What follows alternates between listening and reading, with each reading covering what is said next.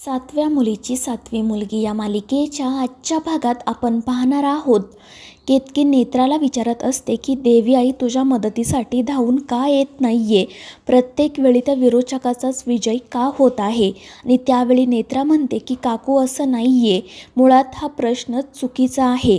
देवी आईने मला जन्म दिला आहे तो विरोचकाचा वध करण्यासाठी, आणि शेवटी काही झालं तरी विरोचकाचा अंत हा निश्चित आहे. कारण आपल्या पुराणात अशा अनेक कथा आहेत ज्यांमध्ये आपल्याला असं वाटतं की असत्याचा वाईटाचा विजय होत आहे, पण सरते शेवटी सत्याचाच विजय होतो. जसा रामाने रावणाचा पराभव केला, श्रीकृष्णाने कंसाला मारलं, त्याचप्रमाणे देवी आईसुद्धा विरोचकाचा पराभव करणार आहे. आणि नेत्राचं ते बोलणं ऐकून इकडे रुपाली खूपच चिडते.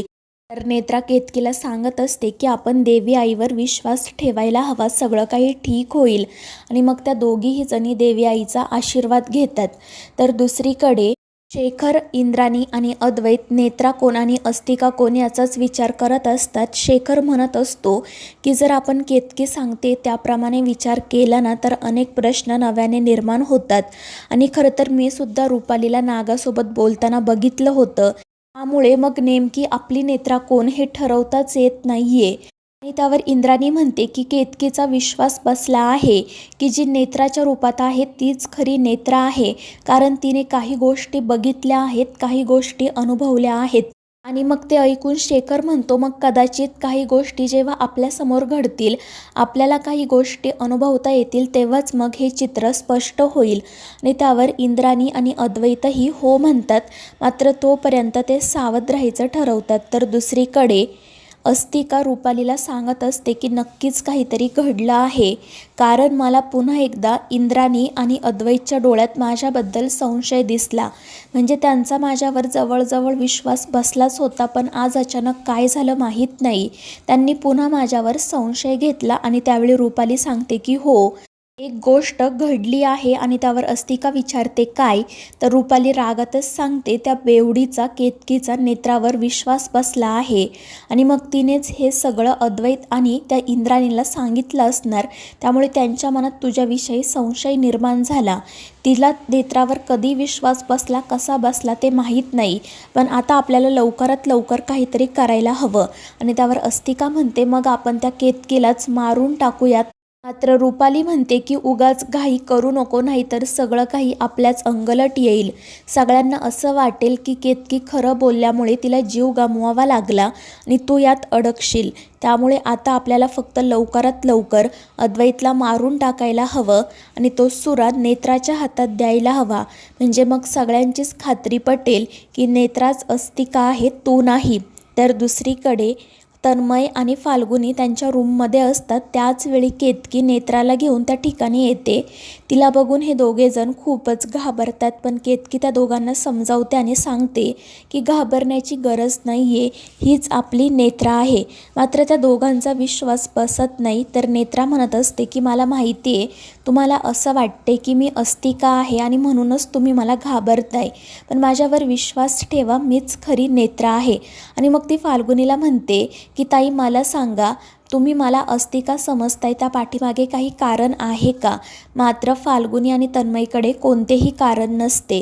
आणि मग नेत्रा त्यांना सांगते की हा सगळा त्या विरोचकाचा डाव आहे आपल्याला वेगळं करण्यासाठी, पण या परिस्थितीत आपण एकमेकांच्या सोबत राहायला हवं.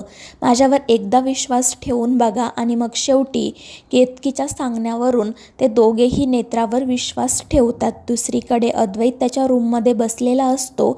त्याचवेळी अस्तिका त्या ठिकाणी येते. ती अद्वैतला काय झालं आहे ते विचारते. त्यावर तो म्हणतो काही नाही, फक्त डोकं दुखतंय. त्यामुळे मग अस्तिका लगेच तेल घेऊन येते आणि त्याला सांगते की मी तुम्हाला मालिश करून देते. अद्वैत तिला नकार देतो, पण अस्तिका काही ऐकत नाही.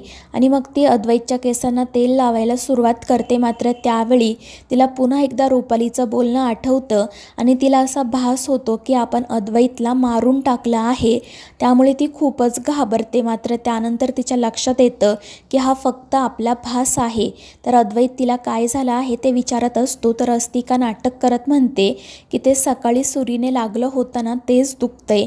त्यामुळे मग अद्वैत पटकन बँडेज घेऊन येतो आणि तो घेत असलेली काळजी बघून अस्तिका मनाशी म्हणते की सुशेनचा बदला घेण्यासाठी मी कित्येक युग वाट बघितली, पण आत्ता जेव्हा ती वेळ आली आहे तेव्हा असं वाटतंय की तो क्षण कधी येऊच नये.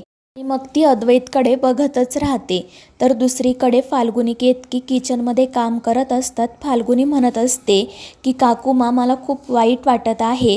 आपल्या घरात काय चाललंय तेच कळत नाही.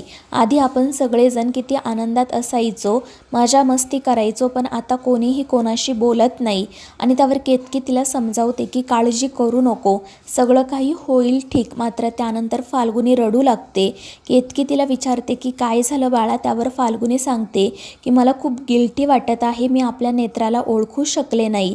नेत्राला किती वाईट वाटलं असेल ना. आणि त्यावर केतकी म्हणते की हो, नेत्राला त्रास तर झाला आहे, पण काही हरकत नाही, आता आपण तिच्यासोबत आहोत ना. आणि त्यावर फाल्गुनी म्हणते हो, पण अद्वैत भाईजी नेत्राला कधी ओळखणार, नेत्राला किती त्रास होत असेल ना. आणि त्यावर केतकी खाली मान घालूनच हो म्हणते.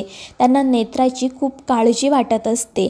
आणि मग त्याच वेळी त्या दोघींच्या लक्षात येतं किचनमध्ये जो सुरी आणि चाकूंचा सेट होता त्यातील एक मोठी सुरी गायब आहे. तर दुसरीकडे रुपाली तीच सुरी घेऊन अद्वैतच्या रूममध्ये गेलेली असते. तर मित्रांनो, या मालिकेच्या पुढील भागांच्या अपडेट्ससाठी आपल्या चॅनेलला सबस्क्राईब करा.